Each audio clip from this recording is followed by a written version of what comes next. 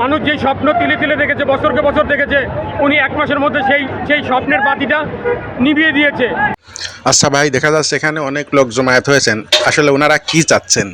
এরা কি চায়? এনারা কেন দাঁড়াইছেন এখানে? এরা আসলে কিছুই চায় না, এরা আসলে এদেরকে মেরে ফেলা হয়েছে। এদের শরীরটা আছে আর টাকা নেই, কারণ মানুষের যদি টাকা না থাকে সেই মানুষের পৃথিবীর কোনো দাম নেই। এই ভদ্রলোক বসার পরে এদেশের মানুষ যে স্বপ্ন দেখেছিল, ভদ্রলোকটাকে ওর নাম আবুল মকসুদ। উনি কি দায়িত্ব? উনি হলো যে বাংলা সিকিউরিটি কমিশনের চেয়ারম্যানের দায়িত্বে মাননীয় প্রধান উপদেষ্টা ওনাকে বসাইছে বাঙালি জাতির ভাগ্য পরিবর্তনের জন্য। কিন্তু আসলে উনি ভাগ্যের পরিবর্তন করাই দিছে। মানুষ যেই স্বপ্ন তিলে তিলে দেখেছে, বছরকে বছর দেখেছে, উনি এক মাসের মধ্যে সেই স্বপ্নের বাতিটা নিভিয়ে দিয়েছে। অর্থাৎ প্রত্যেকটা মানুষ এখন সুইসাইডের তার প্রান্তে চলে এসেছে। আপনারা কি চান? আমরা ওনার পদত্যাগ চাই, কারণ উনি মানুষ মারার একটা বুলেটে একটা মানুষ ইনজুর্ড হয়, কিন্তু ওনার কথায় লক্ষ লক্ষ বিনিয়োগকারী মরে গিয়েছে।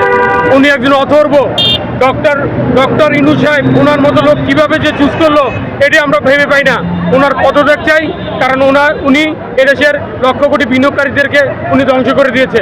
উনি প্রত্যেকটা পদক্ষেপ বিনিয়োগকারীদের তাকিয়ে নেয় নাই, উনি কোনো একটা গোষ্ঠীর দিকে তাকিয়ে ওনার ডিসিশনগুলি নিয়েছে। তিলে তিলে গড়া 30 লক্ষ বিনিয়োগকারীর যে সঞ্চিত পুঁজির মাধ্যমে এই পুঁজিবাজার গড়ে উঠেছিল, সেই পুঁজিবাজারকে আমরা নতুনভাবে স্বপ্ন দেখতে শুরু করেছি।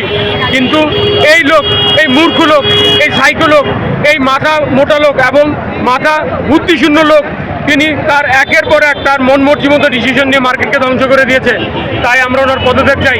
ওনার পদত্যাগ হলেই আমরা নতুন স্বপ্ন দেখতে পারবো, অথবা ভঙ্গুর অবস্থা থেকে ফিরে আসতে পারবো। কিন্তু উনি যদি থাকে, তাহলে যতটুকু অবশিষ্ট আছে সেই পিলারটুকু উনি নষ্ট করে দিয়ে যাবে।